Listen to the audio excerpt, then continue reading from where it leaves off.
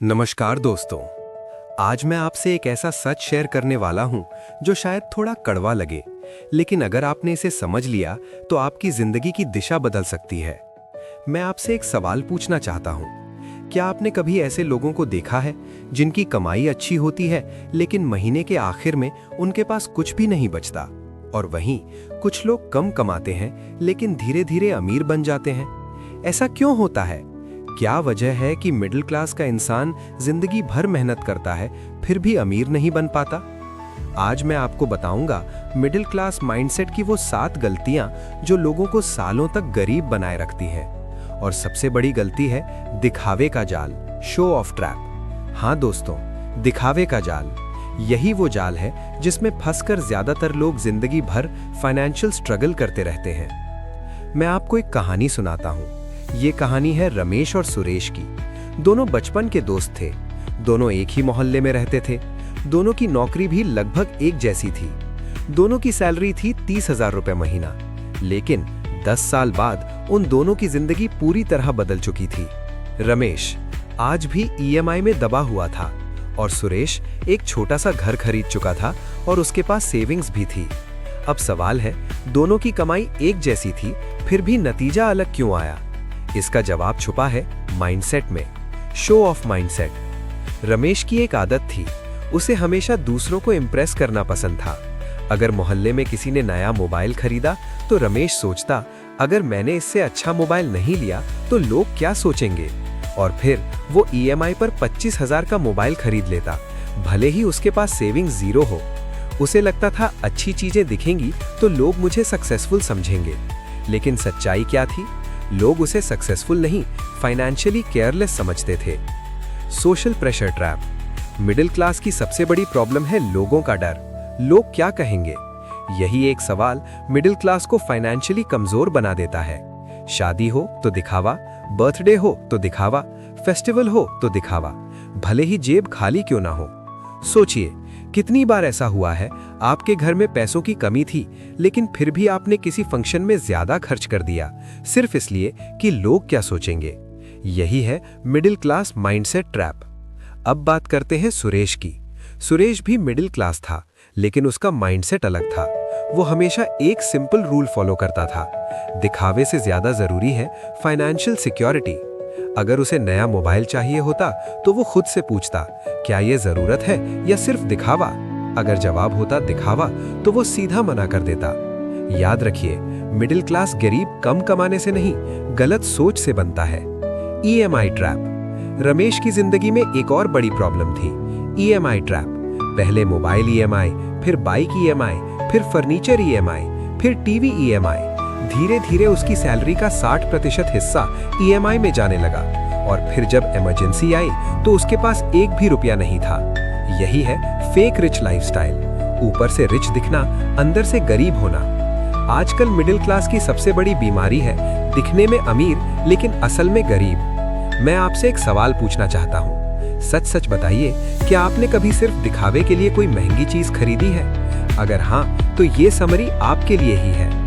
आगे इस audio summary में मैं आपको बताऊंगा मिडिल क्लास की 7 सबसे बड़ी गलतियां, कैसे दिखावा धीरे धीरे आपको गरीब बनाता है और कैसे सेम इनकम में भी कोई अमीर बन जाता है और कोई गरीब रह जाता है। और सबसे जरूरी, मिडिल क्लास से रिच माइंडसेट में शिफ्ट कैसे करें। मिडिल क्लास की पहली और सबसे खतरनाक गलती है स्टेटस सिंबल ट्रैप, यानी ऐसी चीजें खरीदना जो जरूरत के लिए नहीं बल्कि लोगों को दिखाने के लिए खरीदी जाती है। एक बार रमेश के ऑफिस में उसका एक कलीग नया महंगा स्मार्टफोन लेकर आया। सब लोग उसकी तारीफ कर रहे थे। कोई कह रहा था, वाह भाई क्या फोन है। कोई बोल रहा था, अब तो तुम रिच लग रहे हो। रमेश चुपचाप ये सब देख रहा था। उसके मन में एक आवाज आई, अगर मेरे पास भी ऐसा फोन होता तो लोग मुझे भी सक्सेसफुल समझते। और उसी दिन रमेश घर गया और ईएमआई पर 35,000 रुपए का मोबाइल खरीद लिया। लेकिन सच्चाई क्या थी? रमेश को उस फोन की कोई जरूरत नहीं थी। उसका पुराना फोन अभी भी सही चल रहा था। फिर भी उसने नया फोन लिया। क्यों? सिर्फ इसलिए कि लोग उसे सक्सेसफुल समझे। याद रखिए, स्टेटस सिंबल आपको रिच नहीं बनाता बल्कि आपकी सेविंग्स को खत्म कर देता है। Wedding show off example. अब एक और एग्जाम्पल लेते हैं। मिडिल क्लास फैमिलीज में शादी एक बड़ा इवेंट होता है, लेकिन आजकल शादी खुशी का इवेंट कम और स्टेटस दिखाने का कंपटीशन ज्यादा बन चुकी है। लोग क्या करते हैं? महंगा बैंक्वेट हॉल, महंगी decoration, DJ, luxury food, designer clothes, भले ही उसके लिए लोन क्यों ना लेना पड़े। Emotional reality. कई फैमिलीज अपनी बेटी या बेटे की शादी में 5-10 लाख का लोन ले लेती हैं और फिर अगले 5-7 साल तक ईएमआई भरती रहती हैं, सिर्फ इसलिए कि लोग कहें वाह क्या शादी थी। लेकिन सच बताइए, क्या वो लोग ईएमआई भरने में आपकी मदद करते हैं? नहीं।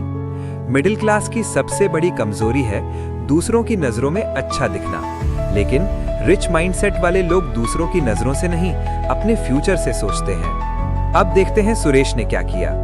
जब उसकी बहन की शादी तय हुई तो रिलेटिव्स ने कहा शादी ग्रैंड होनी चाहिए, लोग क्या कहेंगे। लेकिन सुरेश ने एक अलग फैसला लिया। उसने कहा हम सिंपल शादी करेंगे, लेकिन बिना लोन के करेंगे। कुछ लोगों ने मजाक उड़ाया, कुछ ने कहा इतनी सिंपल शादी, लोग क्या सोचेंगे। लेकिन सुरेश अपने डिसीजन पर अड़ा रहा। शादी सिंपल हुई, लेकिन बिना लोन के हुई, और जो पैसे बचे उन्हें उसने एफडी और म्यूचुअल फंड में इन्वेस्ट कर दिया। 5 साल बाद वही पैसा एक बड़ी अमाउंट बन गया। जो लोग दिखावे में पैसा उड़ाते हैं वे भविष्य बेचते हैं, और जो लोग इन्वेस्टमेंट करते हैं वे भविष्य बनाते हैं। कंपैरिजन ट्रैप यानी तुलना का जाल। अब आते हैं मिडिल क्लास की दूसरी बड़ी गलती पर, कंपैरिजन ट्रैप यानी अपनी जिंदगी की तुलना दूसरों की जिंदगी से करना। Neighbour comparison. रमेश के पड़ोस में एक नया फैमिली शिफ्ट हुआ। उनके घर में नई बाइक, नया फ्रिज, बड़ा एलईडी टीवी, सब कुछ नया था। रमेश की पत्नी ने एक दिन कहा, देखो शर्मा जी के घर सब कुछ नया है और हमारे घर में अभी भी पुराना टीवी है। बस यहीं से शुरू हुआ कंपैरिजन ट्रैप। रमेश ने सोचना शुरू किया, अगर मेरे घर में भी नया टीवी नहीं आया तो लोग क्या सोचेंगे। और फिर उसने ईएमआई पर 40,000 का एलईडी टीवी खरीद लिया, भले ही उसके पास सेविंग 0 थी। दोस्तों, कंपैरिजन एक ऐसा जहर है जो धीरे धीरे आपकी फाइनेंशियल लाइफ को खत्म कर देता है, क्योंकि जब आप कंपैरिजन करते हैं तो आप अपनी जरूरतों से नहीं, दूसरों की लाइफस्टाइल से डिसीजन लेते हैं। याद रखिए, हर व्यक्ति की इनकम अलग होती है, हर व्यक्ति की रिस्पॉन्सिबिलिटी अलग होती है, हर व्यक्ति की फाइनेंशियल कैपेसिटी अलग होती है। लेकिन मिडिल क्लास क्या करता है? दूसरों की लाइफस्टाइल कॉपी करता है। आजकल सोशल मीडिया ने कंपैरिजन को और डेंजरस बना दिया है। इंस्टाग्राम पर लोग लग्जरी लाइफ दिखाते हैं, फेसबुक पर लोग वेकेशन की फोटोज डालते हैं, लेकिन कोई ये नहीं दिखाता कितना लोन है, कितनी ईएमआई चल रही है, कितनी फाइनेंशियल टेंशन है। आपको उनकी हाइलाइट्स दिखती हैं, लेकिन उनकी स्ट्रगल्स नहीं। मैं आपसे एक सवाल पूछता हूँ, क्या आपने कभी किसी को देखकर कोई चीज खरीदने का डिसीजन लिया है? अगर हाँ, तो आप कंपैरिजन ट्रैप में फंस चुके हैं। अब आगे मैं आपको बताऊंगा मिस्टेक नंबर 3, लाइफस्टाइल इन्फ्लेशन।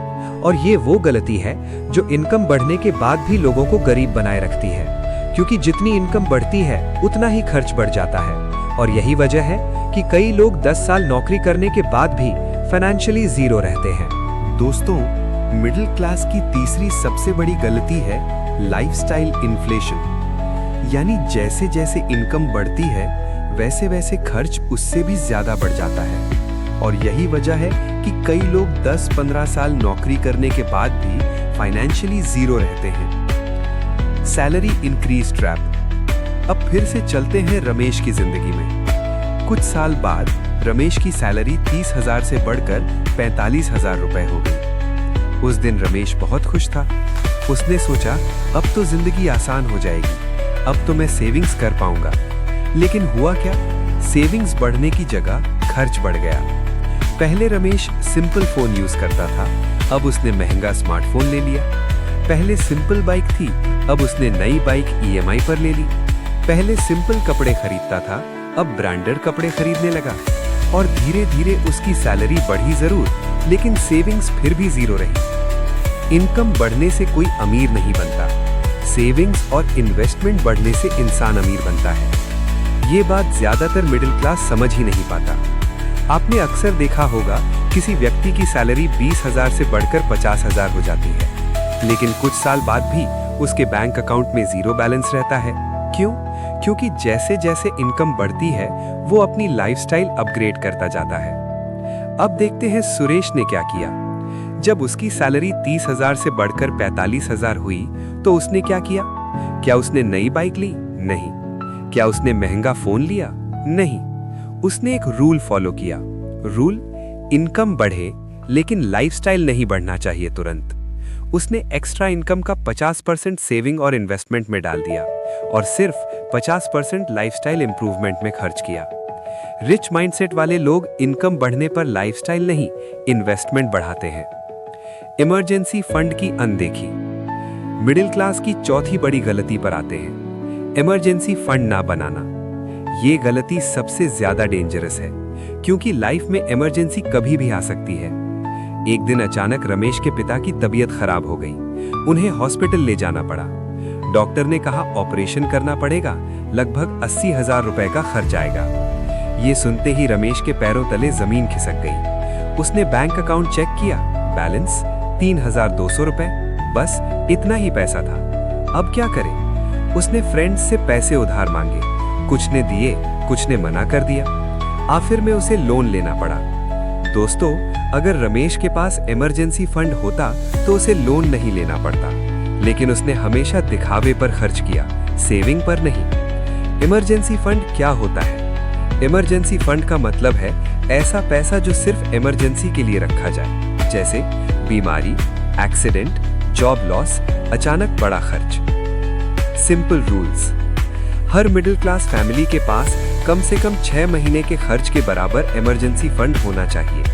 अगर आपका मंथली खर्च 20,000 रुपए है तो आपके पास कम से कम 1,20,000 रुपए इमरजेंसी फंड होना चाहिए। अब देखते हैं सुरेश ने क्या किया। सुरेश ने पहले ही इमरजेंसी फंड बना रखा था। जब उसके घर मेडिकल इमरजेंसी आई तो उसने अपने इमरजेंसी फंड से खर्च किया। उसे किसी से उधार नहीं लेना पड़ा और उसकी फाइनेंशियल डिग्निटी भी बनी रही। इमरजेंसी फंड आपकी फाइनेंशियल लाइफ का सीट बेल्ट होता है। एक्सीडेंट कब होगा कोई नहीं जानता, लेकिन सीट बेल्ट हमेशा सेफ्टी देता है। मिडिल क्लास लोग अक्सर सोचते हैं अभी तो सब ठीक चल रहा है, इमरजेंसी फंड बाद में बनाएंगे। लेकिन इमरजेंसी कभी बताकर नहीं आती, और जब आती है तो आपकी फाइनेंशियल रियलिटी दिखा देती है। मैं आपसे पूछना चाहता हूं, अगर आज आपके घर कोई इमरजेंसी आ जाए तो क्या आपके पास उससे निपटने के लिए पैसा है? अगर जवाब नहीं है तो ये डेंजर साइन है। अब आगे मैं आपको बताऊंगा शॉर्ट टर्म हैप्पीनेस ट्रैप, और ये वो गलती है जिसकी वजह से लोग छोटी छोटी खुशियों के लिए अपना बड़ा फ्यूचर सैक्रिफाइस कर देते हैं। शॉर्ट टर्म हैप्पीनेस ट्रैप, छोटी खुशी के चक्कर में बड़ा नुकसान। दोस्तों, मिडिल क्लास की 5वीं बड़ी गलती है शॉर्ट टर्म हैप्पीनेस ट्रैप, यानी आज की छोटी खुशी के लिए कल का बड़ा फ्यूचर सैक्रिफाइस कर देना। Festival spending trap. एक बार दीपावली आने वाली थी। रमेश ने सोचा इस बार दिवाली धूमधाम से मनानी है। उसने क्या किया? नया टीवी, नए कपड़े, महंगी डेकोरेशन, बहुत ज्यादा शॉपिंग, सब कुछ ईएमआई पर। उस वक्त उसे बहुत खुशी मिली। घर में रोशनी थी, खुशियां थी, लेकिन दिवाली खत्म होते ही ईएमआई शुरू हो गई। हर महीने ईएमआई कटती रही और धीरे धीरे वही दिवाली की खुशी फाइनेंशियल टेंशन में बदल गई। टेम्परेरी हैप्पीनेस अक्सर परमानेंट प्रॉब्लम्स बना देती है। यही वजह है मिडिल क्लास छोटी छोटी खुशियों में बड़ा फ्यूचर खो देता है। अब देखते हैं सुरेश ने क्या किया। दिवाली आई, लेकिन उसने बजट बनाकर शॉपिंग की। जितना जरूरी था उतना ही खरीदा, ईएमआई से बचा, बाकी पैसा सेविंग में डाला। और सबसे बड़ी बात, उसकी खुशी भी बनी रही और फाइनेंशियल पीस भी। रिच माइंडसेट वाले लोग खुशी खरीदते नहीं, खुशी प्लान करते हैं। फाइनेंशियल नॉलेज की कमी। अब आते हैं मिडिल क्लास की 6ठी बड़ी गलती पर, फाइनेंशियल नॉलेज की कमी, यानी पैसा कमाना आता है लेकिन पैसा संभालना नहीं आता। Knowledge gap example. रमेश हर महीने सैलरी कमाता था, लेकिन उसे नहीं पता था सेविंग कहाँ करे, इन्वेस्टमेंट कैसे करे, इंटरेस्ट कैसे काम करता है, मनी कैसे ग्रो होता है।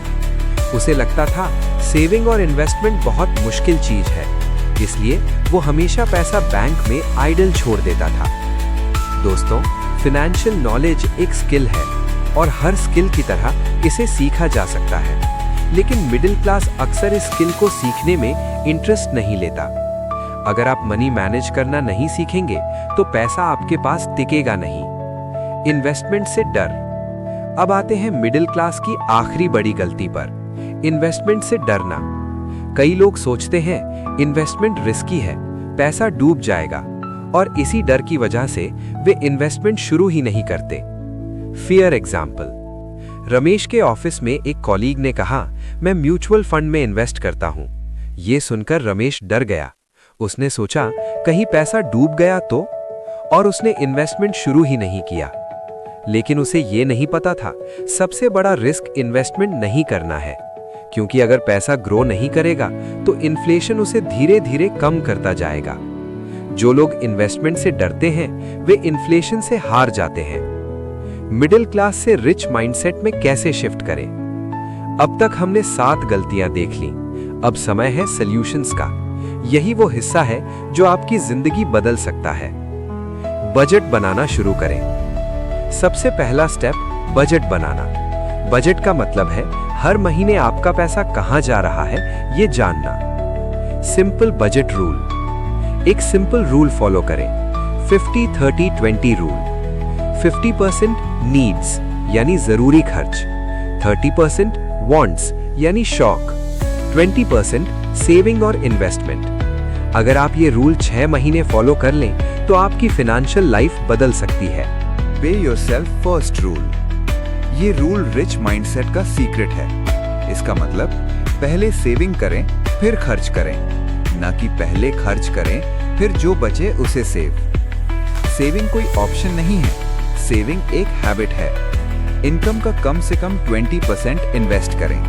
अगर आप हर महीने इनकम का 20% इन्वेस्ट करते हैं तो धीरे धीरे आपका पैसा ग्रो होने लगता है, और यही वेल्थ क्रिएशन का बेस है।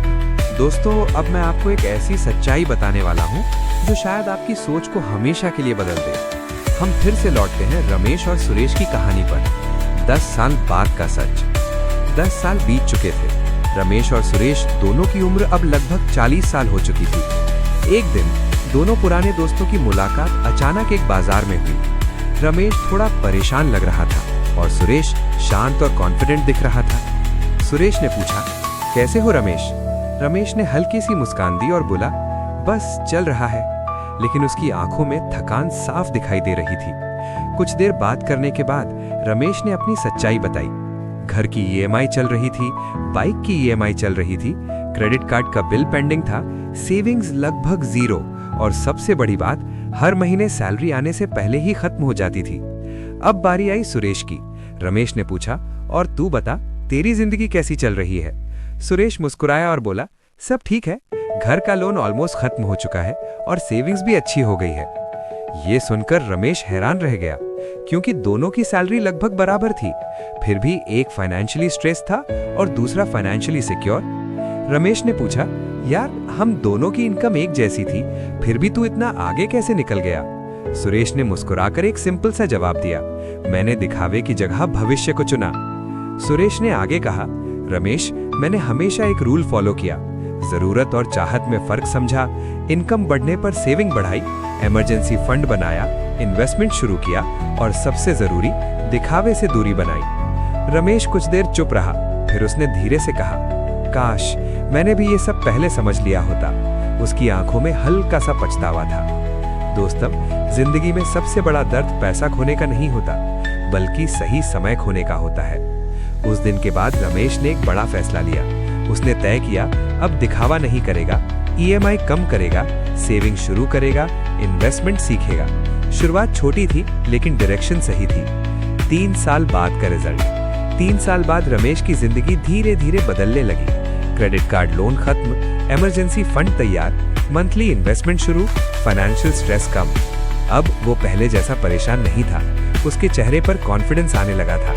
दोस्तों, रिच बनने के लिए बड़ी इनकम जरूरी नहीं है, जरूरी है सही माइंडसेट। अगर आप सच में मिडिल क्लास से फाइनेंशियली स्ट्रांग बनना चाहते हैं तो इन 7 रूल्स को अपनी जिंदगी में उतार लीजिए। 7 पावरफुल रूल्स। रूल 1, दिखावे के लिए कभी खर्च मत करो। रूल 2, दूसरों से कंपैरिजन बंद करो। रूल 3, इनकम बढ़े तो सेविंग बढ़ाओ। रूल 4, इमरजेंसी फंड जरूर बनाओ। रूल 5, शॉर्ट टर्म खुशी के चक्कर में फ्यूचर खराब मत करो। रूल रूल 6 फाइनेंशियल नॉलेज सीखते रहो। रूल 7 इन्वेस्टमेंट से डरना बंद करो। याद रखिए, मिडिल क्लास होना कोई समस्या नहीं है, लेकिन मिडिल क्लास माइंडसेट में फंसे रहना सबसे बड़ी समस्या है। लोगों को दिखाने के लिए खर्च करना बंद कर दीजिए, अपने फ्यूचर को बनाने के लिए इन्वेस्ट करना शुरू कर दीजिए, क्योंकि दिखावे से लोग खुश होते हैं, सेविंग से जिंदगी सुरक्षित होती है और इन्वेस्टमेंट से भविष्य मजबूत होता है। अगर आपको ये वीडियो थोड़ी भी हेल्पफुल लगी हो तो इस वीडियो को उन लोगों तक जरूर शेयर कीजिए जो आज भी दिखावे के चक्कर में अपना फ्यूचर खराब कर रहे हैं। और याद रखिए, आज लिया गया एक सही फाइनेंशियल डिसीजन कल आपकी जिंदगी बदल सकता है। अगर इस ऑडियो समरी से आपको कुछ सीखने को मिला हो तो इस वीडियो को लाइक और चैनल को सब्सक्राइब जरूर करें, जिससे हम आगे और भी अच्छे वीडियो ला सके। तो मिलते हैं एक और ऑडियो समरी के साथ, तब तक रखिए अपना बेहतर ख्याल। जय हिंद।